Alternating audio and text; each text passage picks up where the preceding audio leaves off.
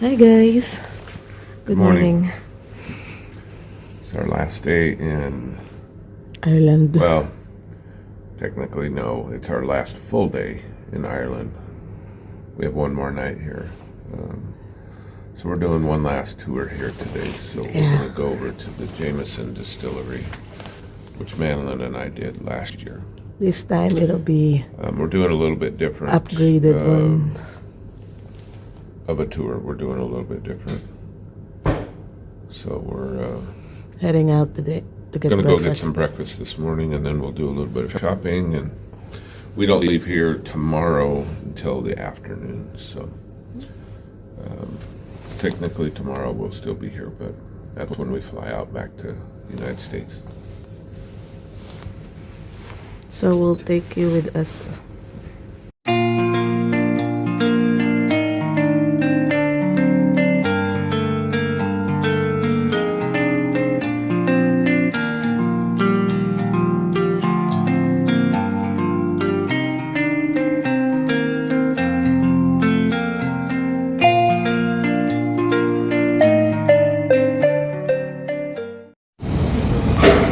Walking to Jameson Distillery. We're just gonna walk since it's still early, and then I think it'll start at 11. So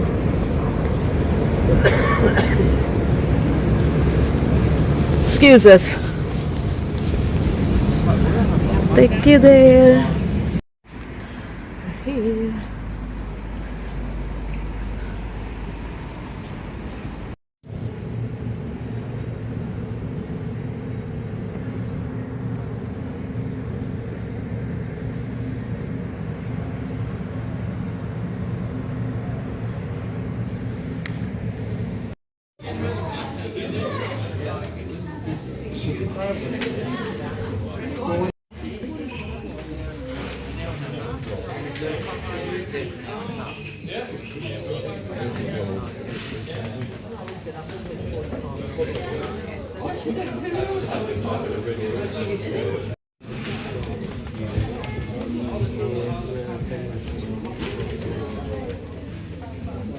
Yeah, I'm not yet ready to have a drink this early. I'm gonna do it later at the bar or the pub down.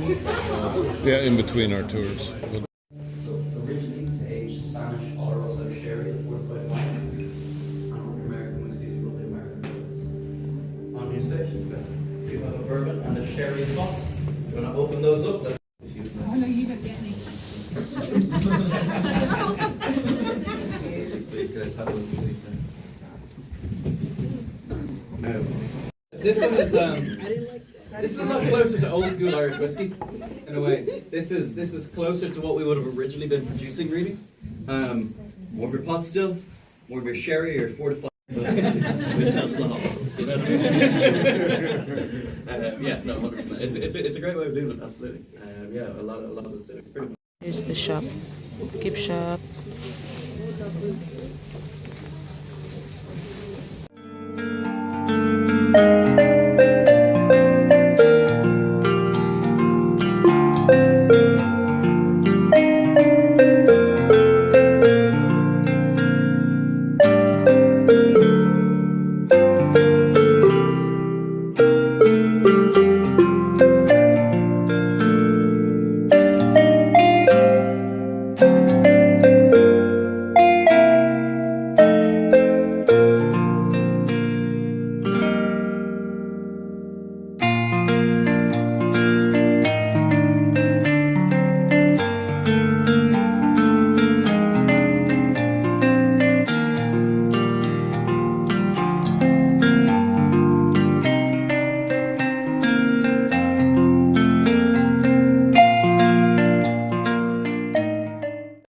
Fire sensors in here to keep us safe for obvious reasons.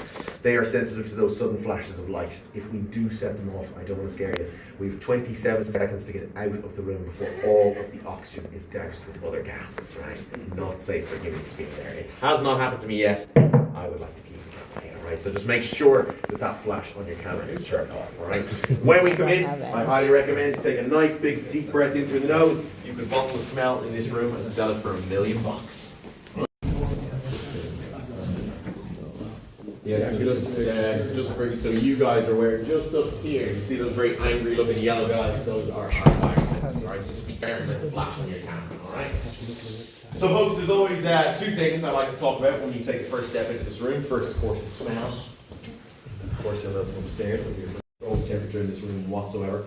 The reason being, we rely very heavily on the seasons, the changing of the seasons for the whiskey to mature properly. If you think about it, during the heat of the summer, the barrel will expand, it sucks the whiskey into the wood, and then during the cold of the winter, it contracts and pushes the whiskey back into the barrel. If we kept, you can see where they come from. We have a huge amount of ex-wild turkey. That's a really lovely bourbon whiskey. Up along the top is where you'll spot things like Four Roses, Heaven's Hill. My own personal favourite tucked in right over here. Wouldn't even notice that I didn't point it out because the label's been tampered with a little bit.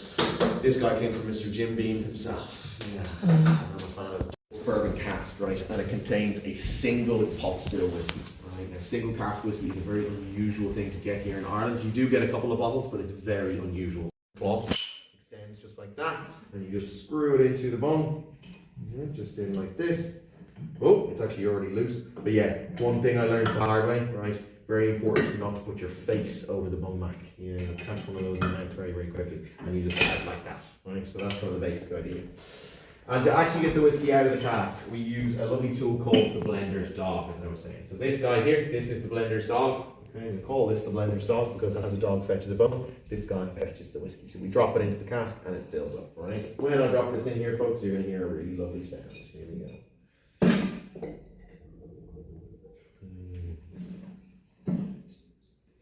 We just strain the whiskey off as well.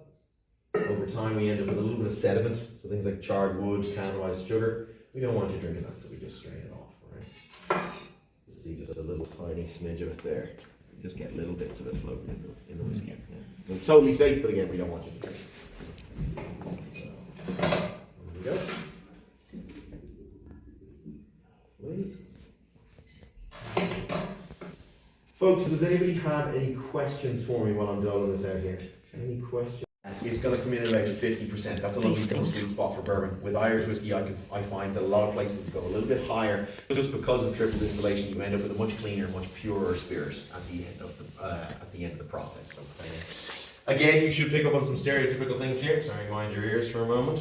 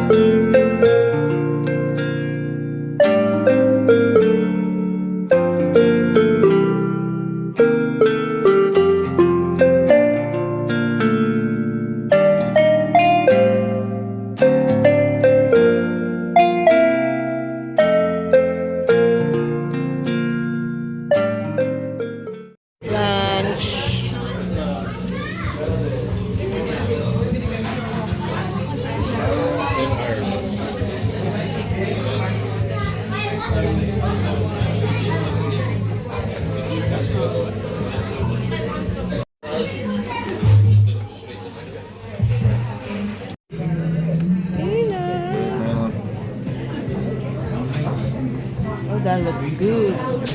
That looks good, the one on top. Dessert.